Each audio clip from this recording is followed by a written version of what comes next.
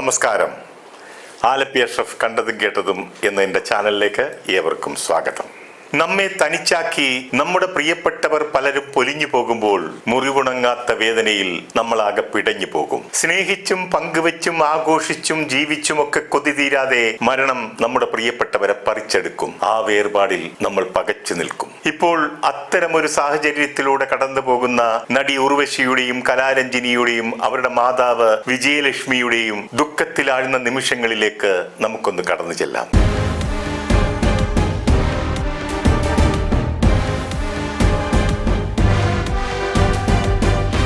ഉർവശി, കൽപ്പന, കലാരഞ്ജിനി എന്നിവരുടെ 2 സഹോദരന്മാരുടെ മരണവും ഇന്ന് ചർച്ച ചെയ്യപ്പെടുകയാണ്. വളരെ ചെറുപ്രായത്തിൽ 17ാമത്തെ വയസ്സിൽ ജീവിതം അവസാനിപ്പിച്ച നന്ദു എന്ന പ്രിൻസ് ആ കുടുംബത്തിൽ ഏൽപ്പിച്ച ആഘാതം ചെറുതൊന്നുമായിരുന്നില്ല.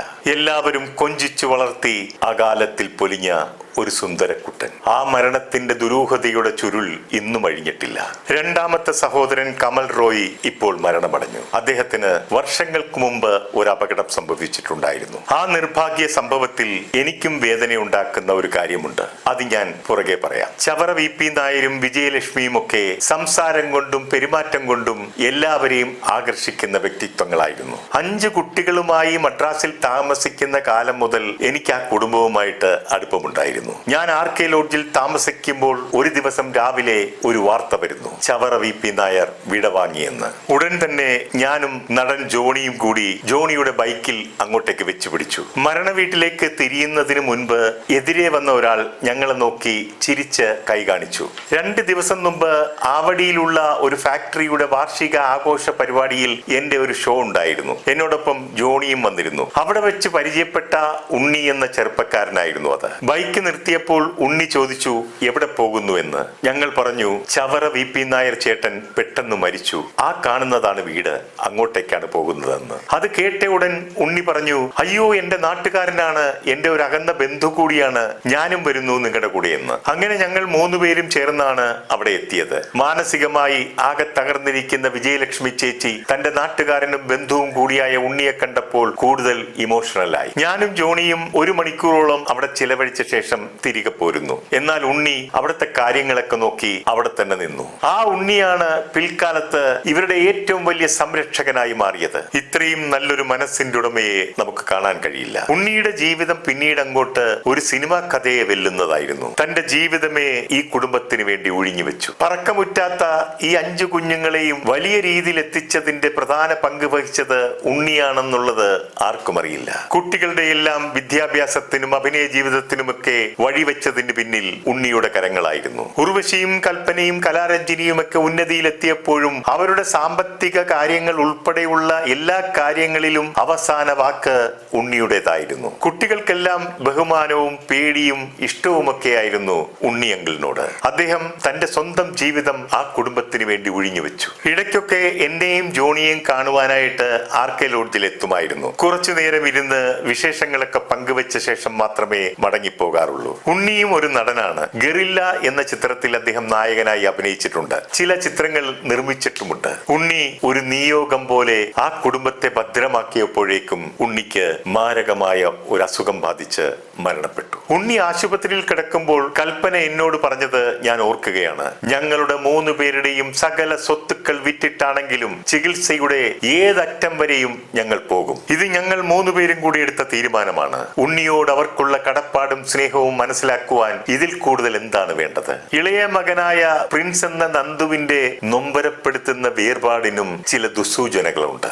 തുളസീദാസ് സംവിധാനം ചെയ്ത ലയനം എന്ന ചിത്രത്തിൽ സിൽക്ക് സ്മിതയുടെ നായകനായിരുന്നു നന്ദു. സിൽക്ക് സ്മിത അനാഥ കഥാപാത്രത്തെ അവതരിപ്പിക്കുന്ന നന്ദുവിന് അവിടെ ഒരു ജോലി കൊടുക്കുന്നു. അവിടെ എത്തുന്ന മാദക നടിയായ അഭിലാഷ നന്ദുവിനെ വളക്കാൻ ശ്രമിക്കുന്നു. ഇതിനെ സിൽക്ക് സ്മിത തടുക്കുന്നു. പിന്നീട് സിൽക്ക് സ്മിതയുമായി നന്ദു അടുക്കുന്നു. അങ്ങനെ അവർ തമ്മിൽ ഒന്നിച്ച് ജീവിക്കാൻ ആഗ്രഹിക്കുന്നു. വിവാഹം കഴിക്കാൻ ബുദ്ധിമുട്ട് നേരിട്ടപ്പോൾ അവർ ഒന്നിച്ച് ജീവിതം അവസാനിപ്പിക്കുന്നു. ഇതായിരുന്നു ആ പടത്തിന്റെ കഥ. ലയനം എന്ന സിനിമയുടെ അവസാന ഭാഗം പോലെ തന്നെയായിരുന്നു അവരുടെ ജീവിതത്തിലും സംഭവിച്ചത്. സിൽക്ക് സ്മിതയും ജീവിതം സ്വയം അവസാനിപ്പിച്ചു. നന്ദുവും സ്വയം ജീവിതം അവസാനിപ്പിച്ചു. കൗമാരപ്രായത്തിൽ അപക്വമായ മനസ്സിലുണ്ടാകുന്ന വിഭ്രാന്തിയിൽ നിന്നും ഉടലെടുക്കുന്നതാണ് ജീവിതം അവസാനിപ്പിക്കുക എന്നുള്ള തീരുമാനം. വീട്ടുകാരോട് എന്നോടൊന്ന് മനസ്സ് തുറന്ന് സംസാരിച്ചിരുന്നെങ്കിൽ ഒഴിവാക്കാമായിരുന്നു നന്ദുവിന്റെ ഈ വേർപാട്, നന്ദുവിന്റെ ഈ തീരുമാനം. ഞാൻ 2006 മുതൽ 2 വർഷക്കാലം ജീവൻ ടിവിയിൽ പ്രോഗ്രാം ചീഫായിട്ട് ജോലി നോക്കിയിട്ടുണ്ട്. എനിക്ക് തൊട്ടു മുൻപ് ആ പോസ്റ്റിൽ ഇരുന്നത് ഈയിടെ അന്തരിച്ച സനൽ പൊറ്റിയായിരുന്നു. അന്നൊരിക്കൽ കൽപ്പന എന്നെ വിളിച്ചു പറയുന്നു, ഇക്ക, എന്റെ സഹോദരൻ കമലിന് ജീവൻ ടിവിയിൽ ഒരു ജോലി കൊടുക്കാമോ എന്ന്. അവന് ആ ജോലിയോട് താല്പര്യമുണ്ടിക്ക. ഞാൻ ഉടൻ പറഞ്ഞു, ഞാൻ ശ്രമിക്കാം, നോക്കാം. ജീവൻ ടിവിയുടെ MD ആയ ബേബി മാത്യു സോമതീരം സാറിനോട് സംസാരിച്ച ശേഷം തിരിച്ചു വിളിക്കാമെന്നും കൽപ്പനയ്ക്ക് ഉറപ്പ് കൊടുത്തു. ആ സമയത്ത് കമലിന്റെ അവസ്ഥ അല്പം മോശമായിരുന്നു. ആദ്യ വിവാഹ ബന്ധം വേർപെടുത്തിയ ശേഷം സീരിയൽ താരമായ രേഖയെ വിവാഹം കഴിച്ചിരിക്കുന്ന സമയമായിരുന്നു. രേഖയുമായിട്ടുള്ള വിവാഹത്തിന് വീട്ടുകാർ എതിർത്തില്ല.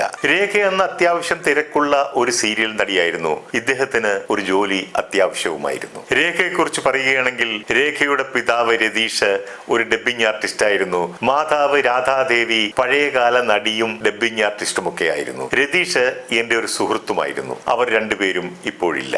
അങ്ങനെ അടുത്ത ദിവസം കൽപ്പന എന്നോട് പറഞ്ഞ സഹോദരന്റെ ജോലിക്കാര്യം ഞാൻ ജീവൻ TV MDയുമായിട്ട് സംസാരിച്ചു. അദ്ദേഹം അതിന് പൂർണ്ണ അനുമതി തന്നു. ഞാൻ ഉടൻ തന്നെ കൽപ്പനയെ വിളിച്ച് വിവരം പറഞ്ഞു.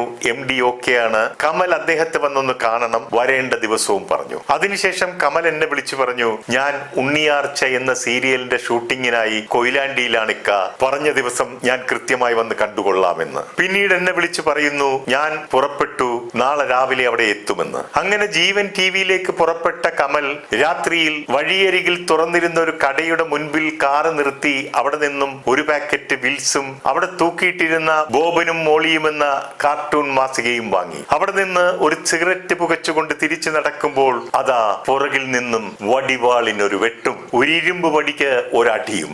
എന്താണ് സംഭവിച്ചതെന്ന് ഒന്നും മനസ്സിലാകാതെ രക്തത്തിൽ കുളിച്ച് ബോധരഹിതനായി നിലത്ത് വീണു. ആരാണ് എന്താണ് സംഭവിച്ചതെന്ന് ആർക്കും അറിയില്ല.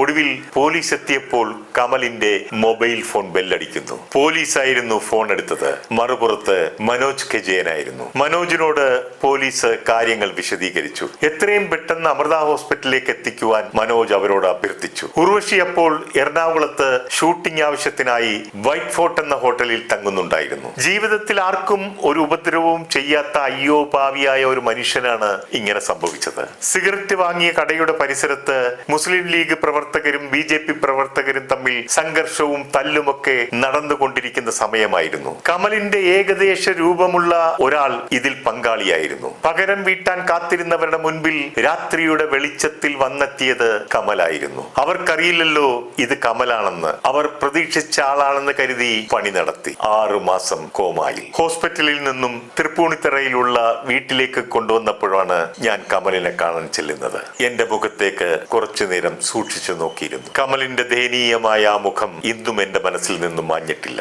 അന്ന് ഒരു കാര്യം കണ്ട് ഞാൻ അത്ഭുതപ്പെട്ടു. കമലിന്റെ തലയോട്ടിയുടെ ഒരു ഭാഗം ഊരിയെടുത്ത് ഫ്രിഡ്ജിൽ സൂക്ഷിച്ചിരിക്കുന്നു. തലയുടെ ആ ഭാഗം എന്തൊക്കെയോ വെച്ച് മൂടപ്പെട്ടിരിക്കുന്നു. കുറച്ചുനാൾ കഴിഞ്ഞേ അത് തിരികെ വെക്കുകയുള്ളൂ. ഇങ്ങനെ ഒരു സംഭവം ഞാൻ ആദ്യമായി കേൾക്കുകയാണ്, കാണുകയാണ്. എനിക്ക് ആശ്ചര്യവും സങ്കടവും തോന്നി. അന്ന് ഞാൻ അവിടെ ചെല്ലുമ്പോൾ നടി രേഖ അവിടെ ഉണ്ടായിരുന്നു. എന്നാൽ കുറച്ചുനാൾ കഴിഞ്ഞ് അവർ ആ ബന്ധം വേർപെടുത്തി മറ്റൊരു വിവാഹം കഴിച്ചു പോയി. മരണമറിഞ്ഞ് രാവിലെ ഞാൻ കലാരഞ്ജിനിയെ വിളിച്ചപ്പോൾ കലാരഞ്ജിനി സങ്കടത്തോടെ പറയുന്നു, അവൻ പോയി ഇക്കായെ കാണാൻ വരുമ്പോഴല്ലായിരുന്നു അപകടമുണ്ടായത്. മരണത്തിന് ഇപ്പോഴത്തെ കാരണം ഹൃദയസ്തംഭനമാണ്. കലാരഞ്ജിനി പറഞ്ഞു, ആദ്യ വിവാഹത്തിൽ അവനൊരു മകനുണ്ട്. അവർ വിദേശത്താണ്. അവൻ ബഹറിൽ നിന്നും ഉച്ച കഴിഞ്ഞെത്തും. അവൻ വന്നതിന് ശേഷമേ അടക്കമുണ്ടാകൂ. ഇവിടെ ഏറ്റവും വലിയ സങ്കടകരമായ അവസ്ഥ എന്താണെന്ന് വെച്ചാൽ, അമ്മ ജീവിച്ചിരിക്കെ കൽപ്പന ഉൾപ്പെടെയുള്ള 3 മക്കളുടെയും മരണം അവർ കാണേണ്ടി വന്നു. എല്ലാം പെട്ടെന്നുള്ള വേർപാടുകൾ. ഒരു യാത്ര ചോദിക്കലിന് പോലും കാത്തു നിന്നില്ല.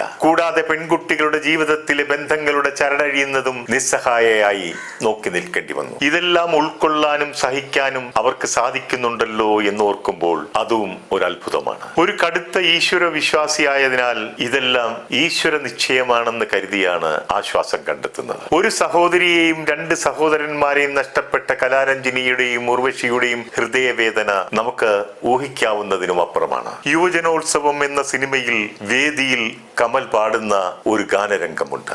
ഇന്നും എന്റെ കണ്ണുനീരിൽ നിന്നോർമ്മ പുഞ്ചിരിച്ചു, കമൽ റോയിയുടെ ആത്മാവിന് നിത്യശാന്തി നേരുന്നതിനോടൊപ്പം ആ കുടുംബത്തിന് ശാന്തിയും സമാധാനവും ഉണ്ടാകട്ടെ എന്ന് പ്രാർത്ഥിക്കുന്നു. മരണങ്ങളൊക്കെ ഒരുതരം പ്രതികാരമാണ്. ജനിച്ചപ്പോൾ നോക്കി ചിരിച്ചവരെയൊക്കെ പൊട്ടിക്കരയിപ്പിച്ചുകൊണ്ടുള്ള പ്രതികാരം.